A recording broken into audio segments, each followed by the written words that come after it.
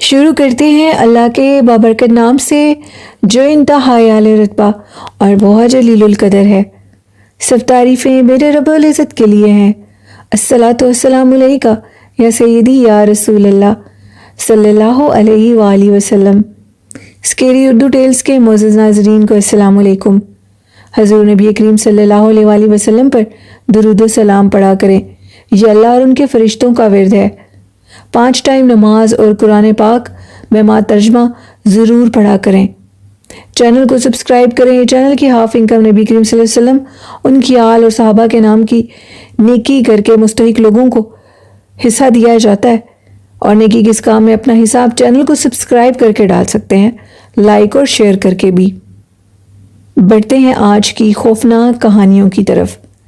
आज की खौफनाक कहानी शिल्पा ने इंडिया से शेयर की और शिल्पा कहती हैं, मैं आपके साथ एक खौफनाक वाक़या शेयर करूंगी। मेरे कॉलेज की एक लड़की जिसके ऊपर शमशान घाट का एक जिन आशिक हो गया था, उस जिन ने उसकी ज़िंदगी किस तरह तबाह की, ये खौफनाक कहानी आज आपके लिसनर्स के साथ शेयर करूंगी। शिल्पा कहती हैं कि मेरी फ्रेंड जो कि बहुत प्यारी थी, और जब इंसान जवान होता है तो वो प्यारा ही लगता है चाहे वो जैसा भी हो।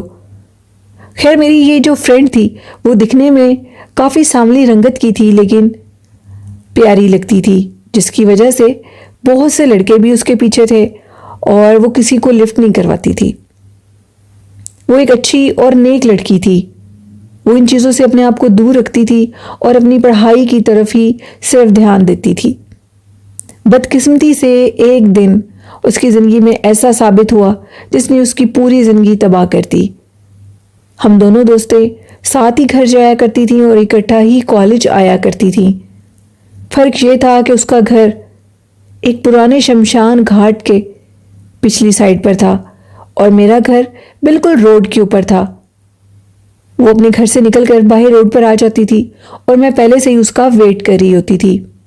बारिश की रात थी और हम दोनों दोस्तें अपनी कॉलेज की पार्टी को अटेंड कर घर वापस आ रही थी।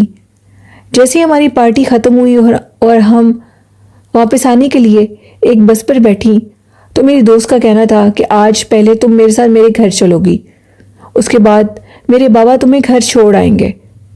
खैर मेरे घर में भी उस दिन मेरे बाबा के अलावा कोई नहीं था और मैंने सोचा कि मैं तुम्हारे साथ तुम्हारे घर ही रुक जाऊंगी। मैंने अपने बाबा से परमिशन ले ली थी और उन्होंने मुझे इजाज़त दे दी थी कि तुम अपनी दोस्त के साथ उसके घर आज रह सकती हो, क्योंकि घर में मेरी बहनें और मेरी जो मम्मा थी वो नहीं थी, जिसकी वजह से मैंने घर में बोर ही होना था। खैर मैं अपनी दोस्त के साथ चली गई और हम दोनों जैसे बस से नीचे उतरे तो बारिश बहुत ज़्यादा शदीद हो चुकी थी।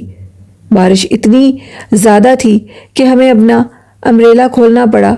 छतरी को खोलकर जैसे ही हम लोग मेरी दोस्त की घर की तरफ जाने लगे, जिसका नेम उन्होंने ऑन-एयर नहीं किया, वो कहते हैं कि हमें एक अजीब सा एहसास होने लगा।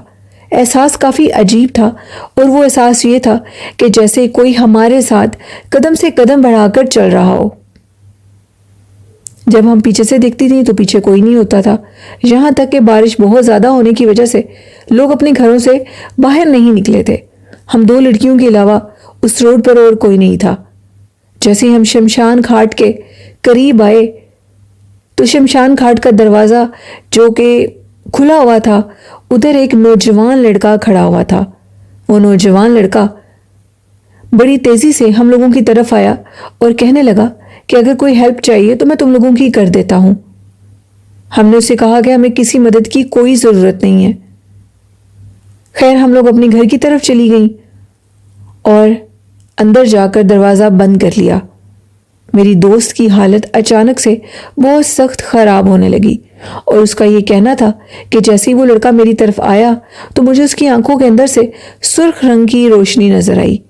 ये बात काफ़ी हैरान कर देने वाली थी जो कि मुझे नज़र नहीं आई थी। खैर रात गुजरी, मेरी दोस्त भी सो गई क्योंकि हम लोग सारा दिन पार्टी में रहे थे और मैंने कहा कि ये तुम्हारा वहम हो सकता है और अक्सर लोग इस तरह शमशान घाट में रात के टाइम कोई ना कोई अमल करने के लिए आ जाते हैं। शायद वो अपनी जान बचाने के लिए हमारी तरफ इतना बड़ा था कि वो कोई अमल करा और हमें पता ना लगे। मेरी दोस्त ने भी मेरी बात को माना और वो भी सो गई। सुबह जब वो उठी तो उसके सरहाने के नीचे से एक अजीबोगरीब चीज मिली और वो एक पीले रंग का फूल था जिसको हम सूरजमुखी का फूल बोलते हैं। उस फूल को देखकर मेरी फ्रेंड काफ़ी हैरान हुई और कहने लगी कि ये फूल तो गाँव में लगते हैं, शहर में तो उसका कोई नामो निशान नहीं है। ये फूल मेरे सरहाने के नीचे से कैसे आया? जैसे ही उसने ये बात अपने घर वालों को बताई तो जो उसके फादर थे वो इन चीज़ों पर बहुत ज़्यादा यकीन करते थे और उनका कहना था कि अब ज़रूर तुम पे किसी चीज़ का बस सेरा हो चुका है। सरहाने के नीचे से सूरजमुखी का फूल निकलना किसी अच्छी चीज़ की अलामत नहीं है, बल्कि किसी खतरे की अलामत है। हम सारे हंसने लगे और अंकल ने हमें ये कहा कि ये हंसने की बात नहीं है, मेरी बेटी के साथ ज़रूर कुछ गलत होने वाला है। हमने उनको काफ़ी तसल्ली दी और उनका बीपी हाई हो गया, उनको मेडिसिन दी, यहाँ तक कि आज वो मेरी दोस्त यानी अपनी बेटी को ये कह रहे थे कि तुम घर से बाहर नहीं निकलोगी। मेरी फ्रेंड ने माजरत की और कहा शिल्पा से कि तुम अकेले ही आज कॉलेज आओगी क्योंकि आज मैं कॉलेज नहीं जा सकती। मेरे बाबा को कुछ बुरा ना लगे जिसकी वजह से आज मैं छुट्टी करूँगी। खैर मैंने उसकी बात को अंडरस्टैंड किया और मैं खुद अपने घर की तरफ गई, रेडी हुई वहाँ से और इतने में कॉलेज की बस आ गई और मैं कॉलेज चली गई। तकरीबन 1 घंटे के बाद मेरे नंबर पर मेरी दोस्त की अम्मी की कॉल आई और उसका ये कहना था कि तुम्हारी दोस्त यानी मेरी बेटी के ऊपर कोई जिन आ गया है और उसने घर की तमाम चीज़ें तोड़ फोड़ करती हैं। ये बात सुनने के बाद अब मैं काफ़ी बेचैन थी और ये चाहती थी कि जल्दी से अपनी दोस्त के पास जाऊं। खैर बहुत मुश्किल से टाइम गुजरा और जैसे टाइम गुजरा और मैं फ़ौरन से छुट्टी के बाद उसके घर चली गई। जब मैं उसके घर गई तो उसका पूरा चेहरा किसी काले स्याह रंग की तरह था और उसके पूरे चेहरे के ऊपर अजीबो-गरीब किस्म के जख्म के निशान थे। ये काफ़ी हैरान कर देने वाली चीज़ थी कि आखिर ये जख्म के निशान कहाँ से आए हैं। उनका कहना था कि अचानक नाश्ता करते इसकी तबीयत खराब हुई और देखते देखते इसके चेहरे के ऊपर किसी ने ऐसे ज़रबे लगाई, ऐसे नाखून मारे कि ये तकलीफ से करा रही थी, लेकिन सामने कोई नज़र नहीं आ रहा था। इतने में इसके चेहरे की रंगत काली स्याह हो गई और फिर इसको दौरा पड़ गया। उन्होंने उसके हाथ बांधे हुए थे। उसके सर के बाल इस तरह खुले थे कि जैसे बालों को किसी ने जोर से खींचा हो। ये सारी चीजें काफी हैरान कर देने वाली थी और अब उसको किसी तांत्रिक के पास लेकर जाया जा रहा था। जैसे वो शमशान घाट के दरवाजे के पास आई तो उसने पलटकर शमशान घाट को देखा और जोर से एक कहका लगाया। मैं उसके साथ और उसके पीछे थी और कहका लगाने के बाद उसकी आवाज़ में एक लड़का बोला और ये कहने लगा कि मैं तुम्हें अपने साथ ले जाऊंगा, मैं तुम्हें अब इस दुनिया में नहीं रहने दूंगा। ये उसी की आवाज़ में एक मर्द की आवाज़ थी जो कि सुनने के बाद हम सब लोग बहुत परेशान हो गए थे। खैर तांत्रिक के पास ले जाया गया और उनका उसे देखकर कहना था कि आपकी बेटी के ऊपर शमशान घाट का एक जिन आशिक हो चुका है। ये जिन इसको जिंदा नहीं छोड़ेगा बल्कि इसको अपने साथ ले जाएगा। उन लोगों के घर की एक विंडो उसी शमशान घाट की तरफ भी खुलती थी। उन्होंने कहा कि सबसे पहले उस विंडो को कील लगाकर बंद करना होगा ताकि वो जिन तुम लोगों के घर के अंदर हर टाइम ना रह सके। लेकिन वो उसके जिस्म के अंदर सरायत कर चुका था, लेकिन इसके बावजूद शमशान घाट की खिड़की को बंद करना बहुत ज़रूरी था। उन्होंने उसके ऊपर कोई अमल किया और अमल करने के बाद उसके घर जाकर शमशान घाट की खिड़की को कीलों से बंद कर दिया और उनका कहना था कि वो जिन अब उस शमशान घाट के अंदर है। कोशिश करना कि तुम्हारी बेटी पूरे 41 दिन शमशान घाट के पास से ना गुजरे बल्कि घर से बाहर ही ना निकले। टाइम गुजरता गया और मेरी फ्रेंड जो कि बिल्कुल मौत के दहाने पर थी, उसकी हालत इतनी गैर थी, अचानक से 15-20 दिन बाद वो ठीक होने लगी और ठीक होते होते वो बिल्कुल ठीक हो गई और सारी चीज़ें नॉर्मल हो गई। हम लोगों को लगा कि शायद वो एक जिन था, कोई बुरा साया था जो कि उसके ऊपर हावी हुआ और अब वो उसको छोड़कर चला गया। लेकिन ये हमारी गलतफहमी थी। तकरीबन 35-36 दिन बाद मेरी वो फ्रेंड कॉलेज के लिए घर से बाहर निकल आई और मुझे कॉल की और कहा कि मेरा वेट करना, आज हम दोनों इकट्ठे कॉलेज आएंगे। मैंने उसको काफ़ी मना किया कि ऐसी गलती मत करो, लेकिन उसने मेरी एक बात ना सुनी और कॉलेज के लिए बाहर रोड पर आ गई, उसी शमशान घाट के रास्ते से।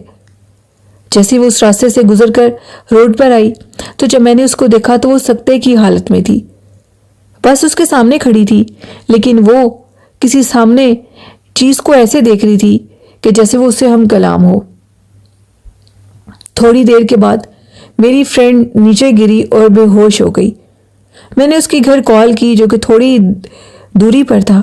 उसकी अम्मी और अब्बू और उसकी दोनों बहनें घर से बाहर आ गईं। उन्होंने जब उसकी हालत देखी तो उसका जो चेहरा था वो इंतहाई खौफनाक हो चुका था। उसके चेहरे के ऊपर नाखूनों के निशान थे। उसका सारा चेहरा फिर से काला हो चुका था और उसके सर के बाल कोई बुरे तरीके से नोच रहा था।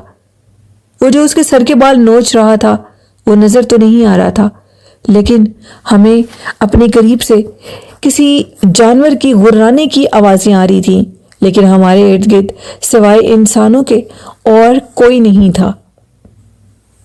अपनी फ्रेंड को हम घर ले जाने के बजाय उसको उसी तांत्रिक के पास ले गए। जब हम उस तांत्रिक के पास गए और उन्होंने इसकी हालत देखी तो उनका ये कहना था कि मैंने पहले भी इसका इलाज बहुत मुश्किल से किया था। मैंने तुम लोगों को तनबीह कर दी थी कि पूरे 41 दिन ये घर से बाहर नहीं निकलेगी और उस शमशान घाट के रास्ते के करीब से नहीं आएगी। अब इसका कोई हल नहीं है। लाख मिन्नतें करने पर उस तांत्रिक ने उसी के जिस्म में उस जिन को हाजिर कर दिया। जैसे वो हाजिर हुआ तो अब वो तांत्रिक के साथ हम कलाम हो गया। उसका ये कहना था कि बारिश की रात जब मैंने इसे पहली दफा देखा था तो मैं इस पे आशिक हो चुका था और मैं इसको अपनी बीवी बनाना चाहता हूँ। अगर ये मेरी बीवी नहीं बनेगी तो मैं इसकी शक्ल को इतना बदसूरत कर दूंगा कि ये अपनी शक्ल किसी को दिखाने के काबिल नहीं रहेगी। तांत्रिक ने कहा कि तुम ऐसा क्यों कर रहे हो? वो एक मासूम लड़की है और तुम एक जिन हो। क्या तुम जानते हो कि शमशान घाट के जिन किस कबीले से ताल्लुक रखते हैं? तुम एक जालिम कबीले से ताल्लुक रखते हो और तुम इस लड़की के साथ शादी नहीं कर सकते।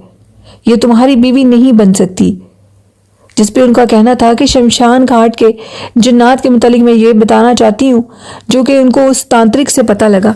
उनका कहना था कि शमशान घाट के अंदर भी जिन रहते हैं जो कि राख को खाते हैं और अक्सर उनके मुर्दा की जो हड्डी होती है और जो मांस होता है उसको खा जाते हैं और ये बहुत जालिम किस्म के जिन होते हैं।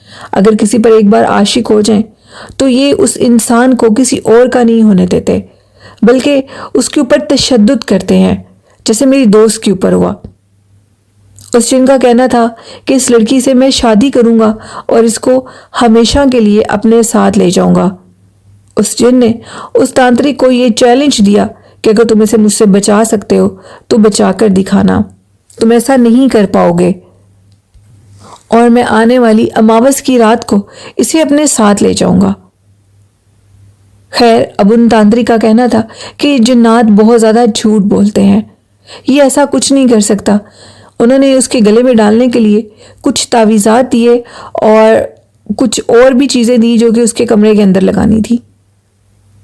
उनका कहना था कि जब वो मेरी दोस्त को लेकर अपने घर के यानी अपनी बेटी को, और जैसे उन्होंने अपने जो उनकी अम्मी थी मेरी दोस्त की, उन्होंने अपने हैंडबैग से वो तावीज़ात निकालने की कोशिश की तो सारे तावीज़ गुम हो चुके थे। उनके बैग में कोई तावीज़ नहीं था जो कि उसके कमरे में लगाना था और वो लगाना बहुत ज़रूरी था।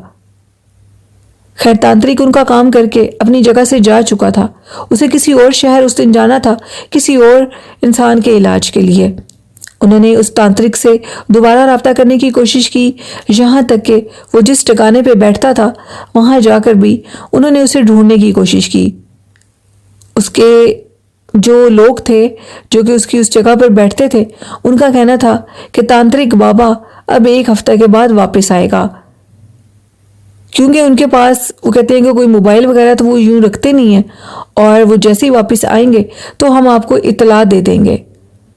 उन्होंने 1 हफ्ते के बाद वापस आना था और अमावस की रात 2 दिन बाद थी। अब 2 दिन के इंतजार में वो लोग डर रहे थे कि कहीं हमारी बेटी को वो जिन साथ ना ले जाए।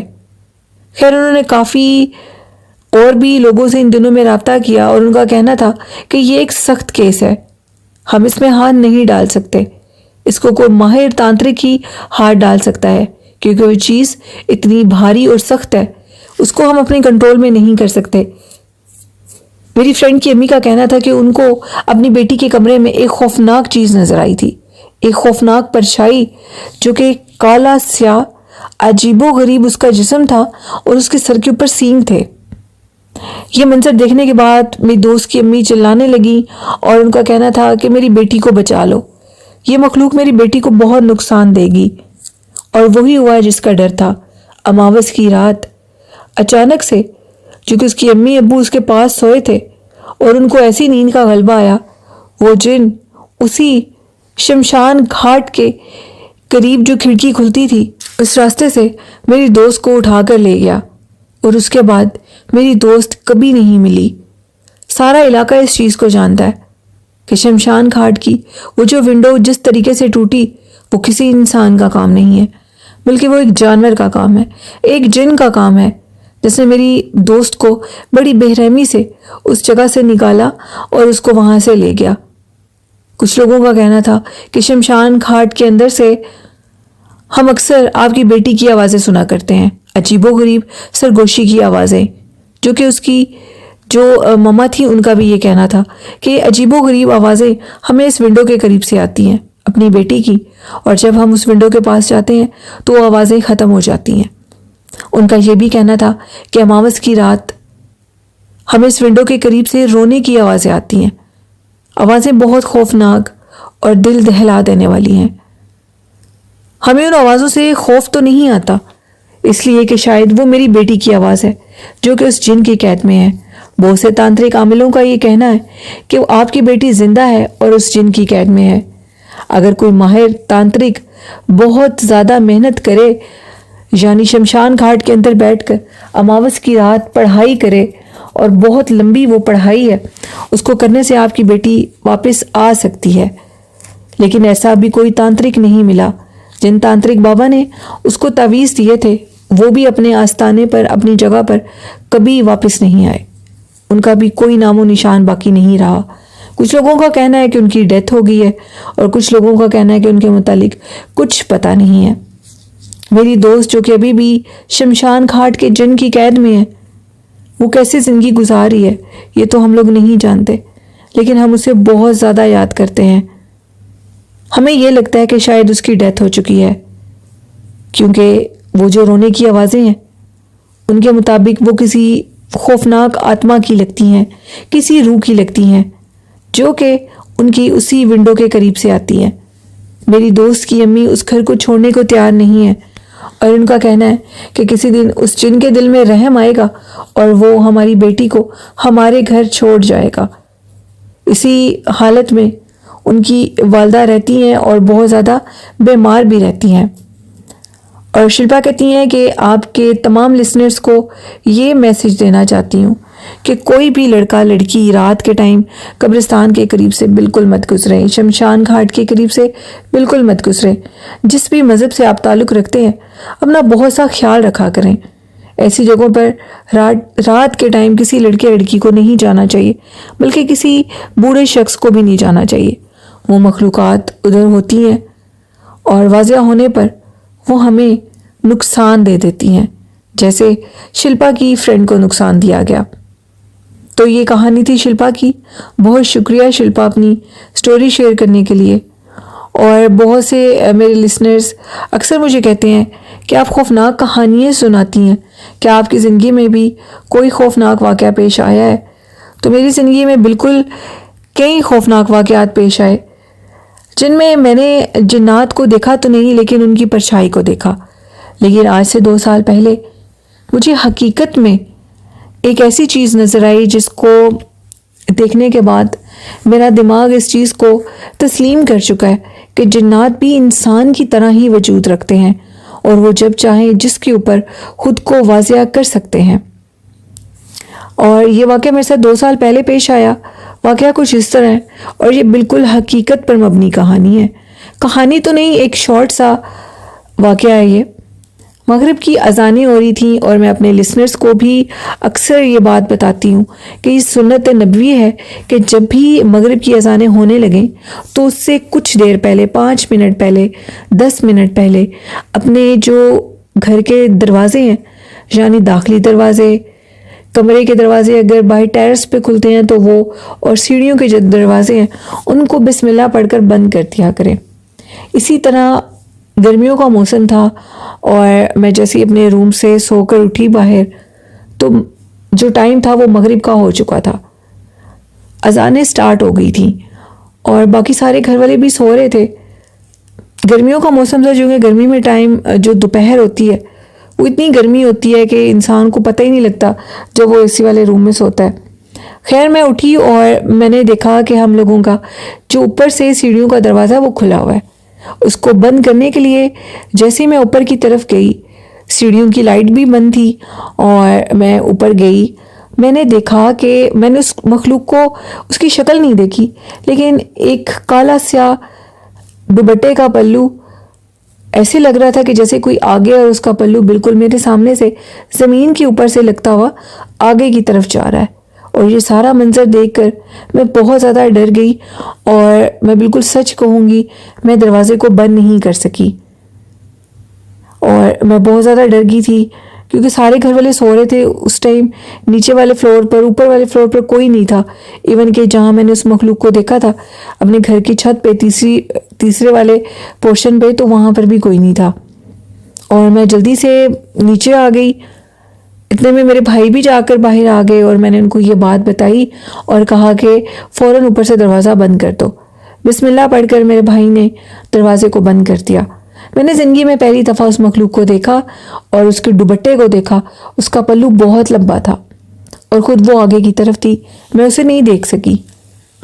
और भी बहुत से वाक़यात मेरे साथ भी पेश आते हैं, वो भी मैं आपके साथ नेक्स्ट स्टोरी में ज़रूर शेयर करूँगी।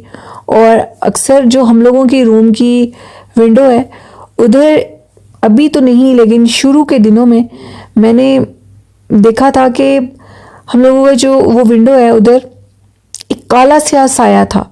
साया भी वो औरत लड़की का था और आई थिंक उसकी हाइट कहते वो कहते हैं, मैं कह रही हूँ उस लड़की की जो हाइट थी वो मेरे जितनी होगी। और मैंने उसको देखा और वो अचानक से गायब हो गई। और जब मैं अंदर आई तो नौशीन सो रही थी और मैं बहुत ज़्यादा डर गई थी कि कहीं नौशीन को वो नुकसान ना दे दे, लेकिन अल्हम्दुलिल्लाह नौशीन बिल्कुल ठीक थी और वो चीज़ मेरे सामने दीवार में गायब हो गई। वो भी एक काला साया, साए से ज़्यादा वो प्रोमिनेंट था। उसकी हाइट भी वाज़ेह हो रही थी और उसकी जो बॉडी थी वो भी वाज़ेह हो रही थी। वो एक लड़की थी। ये भी मैंने देखा अपनी आंखों से। और भी बहुत से वाक़यात हैं, इंशाल्लाह नेक्स्ट स्टोरी में आपके साथ ज़रूर शेयर करूँगी। और आप भी अपनी खौफनाक कहानियाँ, अपनी ज़िंदगी में पेश आने वाली खौफनाक आप बीतियाँ शेयर कर सकते हैं। स्क्रीन के ऊपर मेरा ईमेल एड्रेस मेंशन है, उधर अपनी स्टोरीज़ को शेयर कर सकते हैं।